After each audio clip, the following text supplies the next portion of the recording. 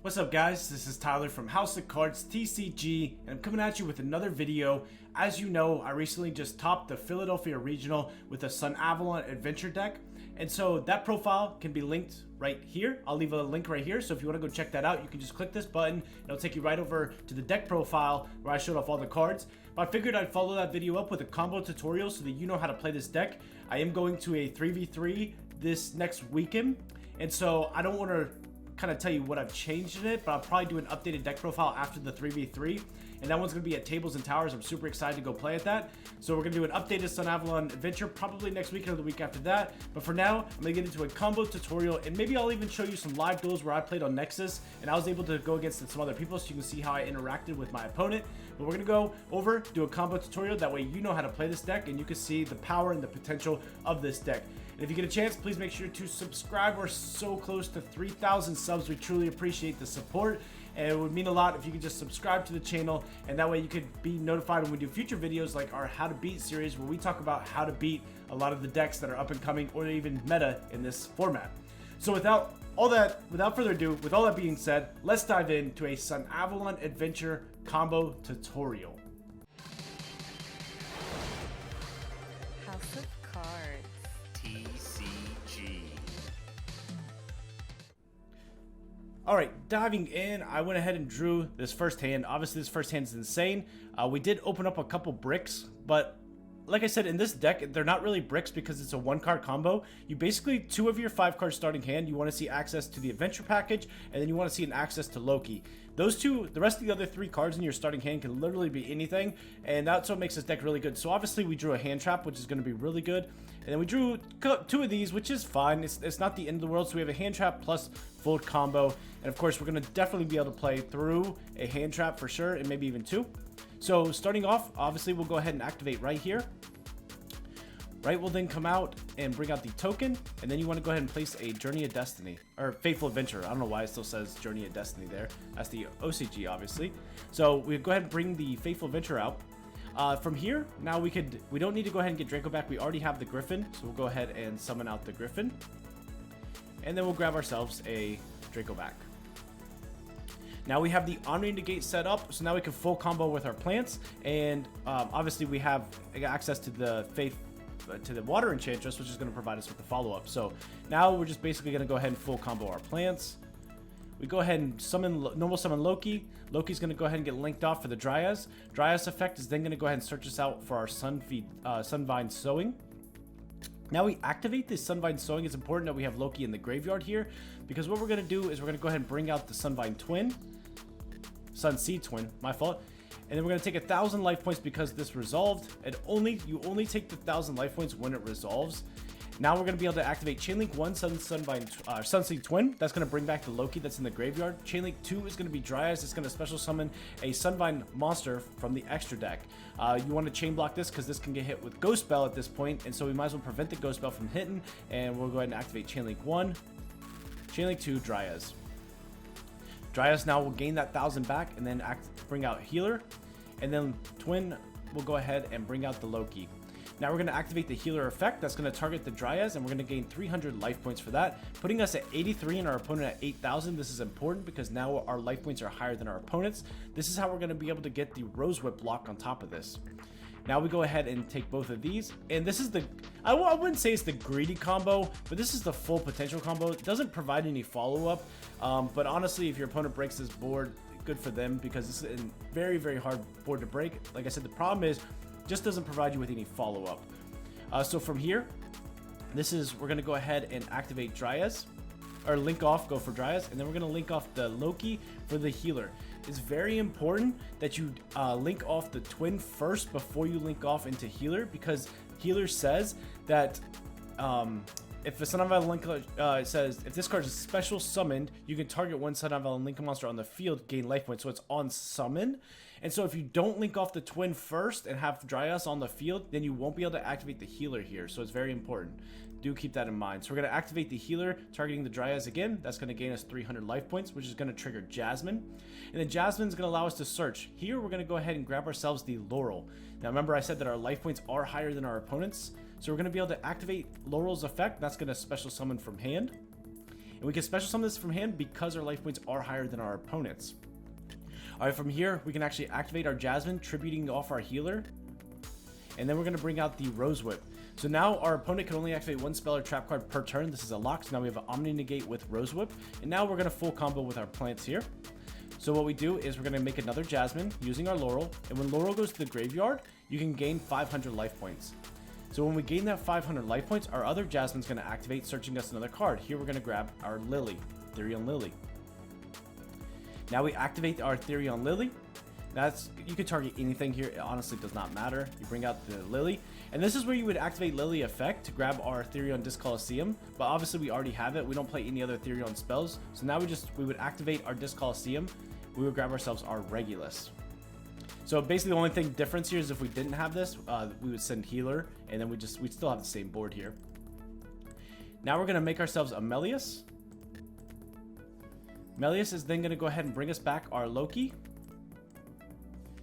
And then we're going to go ahead and make another Melius, which is going to bring back a Loki because it's not once per turn. That's why this card's insane.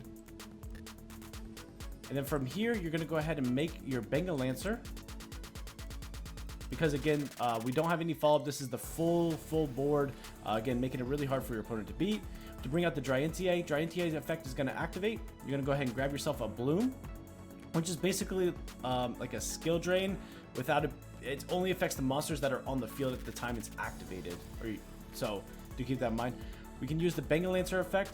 Now here, I typically just like to banish all these guys because they don't really come up later on, the combo. But I did have a combo where Jasmine came up where I wanted to bring it back to go for game. So I just banished all my linked ones here to bring back the Bengal Lancer. And I usually summon Regulus before I bring back the Bengal Lancer just in case. But here is your full combo now. So basically what you're looking at is you have a bounce with Bengal Lancer.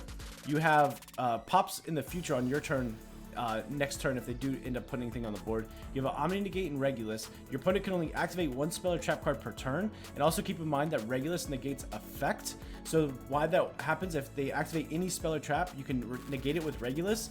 And then Rose Whip says you can only activate. You don't negate the activation with Regulus. You negate the effect. So now they can't activate any more spells and traps.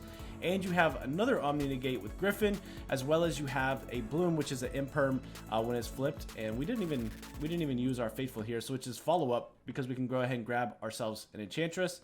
We can just discard the Enchantress and use the Enchantress effect to grab ourselves another right. We would have grabbed from deck, but so right for follow up. Draco back for follow-up, absolutely insane. And then on top of that, you also have the field spell protection, which means, so a lot of times what I saw in the regional that I played in is my opponent would try to battle over the Rose Whip. They'd summon something like a Fenrir or a unicorn or whatever it may be, and then they'll try to battle into my Rose Whip, and then you just, on damage step, you send a Therion monster from your deck, and it protects it, and then they just scoop because they realize that they can't out your board. So again, this is greedy combo without, and of course Ash here. So this is kind of like the greedy combo, no follow-up. It's basically like break my board or I win kind of combo. I really like this. And of course your hand could change. You could have another Loki in hand instead of maybe opening up one of those bricks, and that could provide you for the follow-up. So there's a lot that your hand can change, but I'll show you a more conservative combo that you can play with this deck. So I know I said that we're going to do a conservative combo. However, this hand actually got drawn, and I want to show you what this looks like. This is really important. This is when you don't open up the Adventure engine, but you open up a Therion instead, because again, with Small World, 2 Rights, and 2 Enchantress, that's 8 ways to get to your Adventure engine. And then on top of it, you play 3 Lilies as well. So that's 11 ways to set up an Omni Negate to prevent you from Nib. And so in this hand, of course, we opened up with this combo here. And so I want to show you what this kind of looks like when you just open up with a Therion with a Loki. And of course, we did open up a Kaiju here, which is pretty cool. So let's go ahead and show you what this combo looks like. We did get the Faithful Adventure package here, so we'll activate it. I mean, it's fine. We could bait something by activating this card right now. And you probably could bait Nash. They're probably going to do something here. So let's just go ahead and normal summon our Loki. So now we're going to activate Faithful. That's going to go ahead and get the Draco back out of our deck because we don't want to be able to top deck next turn. And then from here, we can go ahead and activate the Faithful. We can see if our opponent's going to Asher it, bait it, something like that. We go ahead and grab the Enchantress. We'll discard Enchantress. Then we'll activate Enchantress. Again, we're just looking to bait anything right now. We'll grab the right. Now we don't need to activate right here. You could, and you could have the token, but we'll just hold on to it. Because what we're going to do now is we're going to go ahead and link off the Loki for Dryas. Dryas will then go ahead and activate, and that's going to grab Sowing. If you get impermed here, it does suck, but you still end on a Kaiju with the Therion package. So again, an imperm on the Dryas there would have hurt, but you know, that is pending on if that were to happen. So now what we're going to do is we're going to activate the Lily. Lily's going to go ahead and target the Loki and Grave. Then we're going to go ahead and activate Lily effect. Now this time, because we don't have the setup, which is the Fateful Adventure setup, we're trying to go for Omni Negate. We're actually going to send Lily, and that's going to go ahead and grab us our Therion Disc Coliseum. Now here you're going to activate Therion Disc Coliseum, and typically you would grab Regulus, of course, but we opened it. Of course we did. So we'll just grab another Lily. And that's going to be good because if they out our Regulus, then we can activate Lily effect next turn, target Regulus, and have another Omni Negate set up. And then we're going to go ahead and activate Regulus, targeting Lily, and we have an Omni Negate set up. Now here, we did lose our access to Lily, which is an extender in the deck, so we're not going to be able to full combo on this one, but I'm going to show you what the combo is going to look like. So we're going to go ahead and activate the Twin, or Sowing, I mean. Sowing's going to go ahead and bring out Twin. Now we're going to do the same thing. We're going to go Chainlink 1, Twin, Chainlink 2, Dryas. Again, so we're going to bring out the Healer. And then we're going to go ahead and Twin. Twin's going to go ahead and bring back our Loki. Healer will go ahead and target Dryas, gain 300. And then we're going to link them off for a Jasmine. Now here, this time we're going to do the same combo. Dryas and Healer. But instead of tributing off the Healer here, we actually need it to full combo. Unless we go ahead and grab the Rose Whip. So I can look at the different combo lines. I think we can grab Rose Whip and still combo here. So what we'll do is we'll go ahead and activate the Laurel. Laurel's going to go ahead and special summon. Activate Jasmine. We're going to tribute the Healer. That's going to go ahead and bring out our Rose Whip. We'll bring out Rose Whip over here. And now we're going to go ahead and link both of these off for a Laurel. Laurel's going to gain 500. And then Jasmine's going to activate, and that's going to go ahead and grab us out our Rose Whip. Now we did already normal summon, so it was correct that we needed to. So it was correct that we actually couldn't bring out the Rose Whip here, which is fine, because we're still going to be able to combo. We'll just go for Amelius. So basically, that combo you couldn't end with the Rose Whip, which is what I was showing you here. We actually needed the Healer, then the Healer is going to make the Melius, and this is how we're going to full combo. But we're just going to use the Rose Whip in this combo. So now we take the Jasmine and the Rose Whip because they're both plants, bring out Melius. Melius is then going to activate, and we could go ahead and bring out the Loki. Then we could go ahead and do these, make another Melius here. Melius will then go ahead and bring out another Loki. Now, this time we're actually going to link off the Loki for another Dryas because we can actually prevent ourselves from using our Bangle Lancer effect in Graveyard, which gives us additional follow-up because we don't have to link it off. So we go ahead and bring out the Dryentier. Dryentier will then activate, now grab ourselves a Bloom. And now we can go ahead and bring out our Bangle Lancer. So our follow-up here actually is really good. We obviously have a Kaiju, we have Draco back, which can bounce with our right package. And then also we have Twin, but most importantly, we have Rose Girl in the graveyard. And what that does for us is next turn we can go ahead and add Rose Girl back to our hand because we control a plant monster. And then we can link it off, we can summon it, link it off, and then be able to full combo, maybe go into our Thrasher there. So I'll show you that in some live duels where I did some comboing with it. But yeah, so that's basically what it's going to look like if you open up a Therion instead of the Adventure package. And you're still going to be able to set up the Omni Negate with an Imperm and a Bangle Lancer bounce, as well as the Therion Disc Coliseum protection. You have a Kaiju, so if they do anything, you can bounce this. When Bangle Lancer gets outed, you can still bring it back because you haven't used that effect yet, as in the first combo we did. So then what that also does is Dryentier, you can tribute a Link monster and destroy any number of cards your opponent controls up to that Link rating. So if you need to, you can actually bring back Bangle Lancer. This can tribute the Bangle Lancer and you can pop 4 cards in your opponent's field. So basically you're providing enough interruption to give you enough turns. And then also keep in mind that you can bring out Thrasher on their turn, or on your turn, and then basically OTK with the Dryentier, because you can special summon monsters that you destroy back to a zone that this card points to. So it's really good. Insane. Obviously, ideally, you want to bring out the Adventure engine, but this is with the Therion engine. So let's do maybe one more combo that wasn't full combo with the Rose Whip. Alright, so this is going to be really good because we're going to be able to see how Small World plays a role. We opened up the Kaiju again. I don't understand how that happens. This is actually supposed to be Doggeran, by the way. Doggeran is a fire, and so you actually want this to be Doggeran. I was messing with something else, so do keep that in mind, that you do want this to be a Doggeran. I just realized that I had the YouTube count on here the whole time. I'll take that off because I'm obviously recording. So basically, you want this to be a Doggeran because then you can search it with the Lone Fire as a bridge, but anyway, let's dive into it. Let's see how Small World works here. So the first thing we'll do is we can just activate Faithful. We can go ahead and do our Enchantress, see if we can bait Nash. We grab ourselves our Right. We can activate Right. Bring out the token. Faithful activates, then you grab yourselves a Draco back, add the card to hand. Now we're going to go ahead and grab ourselves a Griffin. And we're going to discard the Draco back. We're going to activate the Draco back, and we're going to chain the Griffin to summon. And we've set up our whole Omni Negate with our Faithful and everything else. So our Omni Negate is set up. Now what we could do is we can go ahead and activate Small World. And you're going to use the... you could have done any way. If this was Doggeran like it's supposed to be, you could go Doggeran into Lone Fire into Loki. So that would have worked fine. But obviously, being that we did Kummungus, is my fault. I didn't mean to change that. It could have been, but you could still actually have done Kummungus into Lily into Loki here. I'm really good with the Small World bridges. I've theorized the whole thing, but we're just going to use, because that should be Doggeran. So Doggeran into Lone Fire to Loki, and then you have another Enchantress for follow-up, but we're going to use the Enchantress here. Enchantress into Lone Fire, then grabs you the Loki. Now, you could go full combo with the Rose Whip combo, but I've already shown you that combo. So we're going to not do the Rose Whip combo so I can show you a different one. I 100% probably would have because I have only a Kaiju in my hand.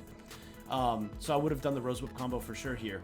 But I want to show you a different combo where you can have extra resources and extra follow-up in your hand. So this is all basically the same lines that you've seen before. So keep going through here. And it really changes once you get to the Jasmine. So do that. We activate Healer effect. We gain life points here. Alright, so now what we're going to do here is we're actually going to go ahead and make Jasmine. And then we are actually going to tribute this off. We're going to tribute off the twin. That's going to go ahead and bring out Laurel now. What this allows us to do is search twice, and we're not using our other search to search for Laurel to get that extra extender. So and this also applies if your life points are lower than your opponent's, you can't special summon Laurel from your hand. You're able to use this combo instead of the other combo because you can't special summon Laurel if your life points are lower. So this time we're going to go ahead and link that off. We activate Laurel's effect to gain 500, and now both of our Jasmines are actually going to activate. So in both of our Jasmines, we're going to grab ourselves the Lily Borea. And then we're going to go ahead and grab ourselves a Rose Girl here. Now what we do is we activate the Lily. We can target anything. It honestly does not matter. Then we do the Lily effect. We're going to send the twin that we equipped. We're going to grab ourselves the Discoliseum. You can see this combo is pretty much the same. We activate the Discoliseum. And if you have something like Unexpected Die, you can Unexpected Die out for Loki, and then you can normal summon Rose Girl and go ahead and add Rose Girl back to your hand at the end of the combo. So that also plays a role in something like Small World. So if I have a Small World, but I don't need to use it, like for example, if you have Unexpected Die, Small World, Rite of Aramesir, and then 2 other random cards, at the end of the combo, if you Unexpected Die, bring out Loki, and you don't need to normal summon Rose Girl, you can normal Rose Girl in this combo line, and then when it's at the end of your combo, you can add Rose Girl back to your hand, Small World it off for another hand trap. So I've done that a lot of times too. So from here, we go ahead and make the Melius. Melius effect is then going to activate. That's going to go ahead and bring out the Loki. Then we go for the Melius again. And I'll explain to you why this combo line plays a role. Again, one being if your life points are lower than your opponent's, you can't activate the... Here, that should have been Healer, because then Healer can target the Melius and you can gain 900 life points, so that's my fault. So you actually would use Healer here to gain the life points. And that actually is pretty big, because that'll put you at 9,700 life points, which is already hard to OTK. So the same line here, you're going to go for the Dryentia. Dryentia is then going to go ahead and activate. You're going to grab yourself a Bloom. Then you're going to make your Bengal Lancer. And you're going to do your Regulus, targeting the Lily. And you're going to set your Bloom.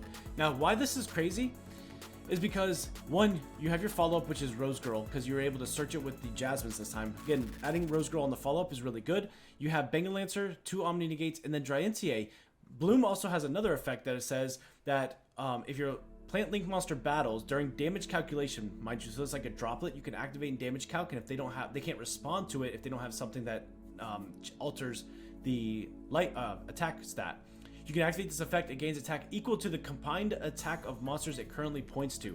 Why that's relevant? Because on your turn, if they leave a monster on the field, you can summon something here. Even if you get like a Thrasher that has 4,000 attack, even if not, right, you can have Thrasher for 4,000, Bengal Lancer for 25, this for 35. It gains the attack of everything it points to in damage calculation. So even right now, this card is already at 6,000 attack. So when you go ahead and attack, you swing in for 6,000, plus you have the rest of this. If you bounce the Griffin back to the deck, next turn you can search Griffin again, special summon into here. Then it gains the 8,000 attack, which you have for OTK, because it would point to 8,000 worth of attack. So this is just another line that you could do. And going second, I do this line a little bit, if I have a Bloom setup or something like that. So it's just something to keep in mind. So that's pretty much the combos with this deck. Now let's just maybe show you a couple of interactions I had on some live duels on Nexus, and I can show you how I play this game, how I play this deck going second. Alright guys, so I was able to find you a great replay that we could go over now, and I'll be able to show you what the power of this deck can do going second. So we're going to start off, obviously we have Nib in hand, and our opponent is playing Kashtira. Obviously, if he doesn't go for the 5-card Rise Heart lock, which he may have done game 1, I think this is game 3 by the way, then Nib is kind of pointless, but he might have gone with that game 1, and now he's not going to, so I sided Nib in, and it's obviously not that great. So we do see him start off with the Pot of Prosperity, typical with the Unicorn. You know how this goes. But this is probably a great time to remind you to subscribe if you're enjoying this content, because I have more decks planned and more decks that I'm going to be going over with you. So we're going to let our opponent cook off. And basically, the biggest thing here is you're going to see Thrust get used, the Enchantress get used to bait a lot of stuff, because that's really what the Enchantress and the Adventure Engine does, is it bait a lot of things. Alright, so here we go. We're going to go ahead and top deck this Coliseum, because these cards just love me. So we're going to use that to try to bait something. Nothing happens, but we do grab Regulus. We go for the Enchantress. He flips over the Preparation. Obviously, he's not bringing out the Ogre here. We grab ourselves the Rite of Aramis here. Again, our opponent has to respond to something here, and that's why I love the Adventure Engine in this deck.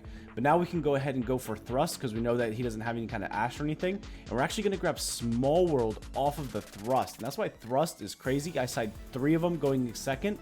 Now we're going to Small World, and guess what we're going to grab? You guessed it. Kurikara. So we went Nib into Loki into Kurikara, and that's how we're going to break this Kashtira board. So going second against Kashtira, you can play 3 Thrust, 3 Small World, and a Kurikara, and it's like playing 7 copies. It's just insane. And that's withdrawing 6 cards. So obviously he has no, he has to mandatory Rise Heart there. We Kurikara. We allow him to get into the Garua here. And now we go for the Rite of Aramis here. Go ahead and Faithful, summon the Griffin. Griffin's going to go ahead and trigger the Faithful Venture, grab us our Draco back. Now here, I think that what he does is he flips over Imperm on my Griffin, which makes me a little weary of Nib, because obviously he did draw a card off Garua, so I obviously don't want to get nibbed. That would be very unfortunate. But we are going to go ahead and grab ourselves the Water Enchantress to pitch the Draco back, because obviously that's going to allow us to have the 1-for-1 live, and we can use the 1-for-1 if we go into. Now, the reason why the plan was obviously 1-for-1 using the Enchantress, but he flipped Imperm on my Griffin, and because of that, I didn't want to play into Nib, and I knew I was in a great position here. Not sure what his follow-up is, but having an Omni Negate, and I'm going to show you what I'm going to do at the end phase here. So I go ahead and attack for some damage, and at end phase, we're going to activate Kurikara, which is going to bring out the Fenrir from his graveyard to our side of the field. Now basically he's kind of drawing dead here. We'll see what he goes ahead and grabs. He top decked Ibli for turn, unfortunate. Pressure Planet, go ahead and grab his own Fenrir. Now use the preparations here. Summon Fenrir, battle phase, activate Fenrir. Now we're going to use Griffin. Griffin's going to go ahead and get rid of that, and basically our opponent is just he has nothing else going on here. He can bring out the Lingaribo, he can bring out the Ibli, but basically this is going to be all she wrote for our opponent. So that's just a little bit where you can show the power of it. There's so many engines in this deck that your opponent has to respond to the Faithful. You can still use things like Thrasher and battle into their cards and summon them to positions that your opponent, that your monsters point to. Still really good engines. But everybody, that's been Tyler with House of Cards TCG. Hope you enjoyed my favorite deck of all time, Sunavalon. And with all that being said, this is Tyler signing out.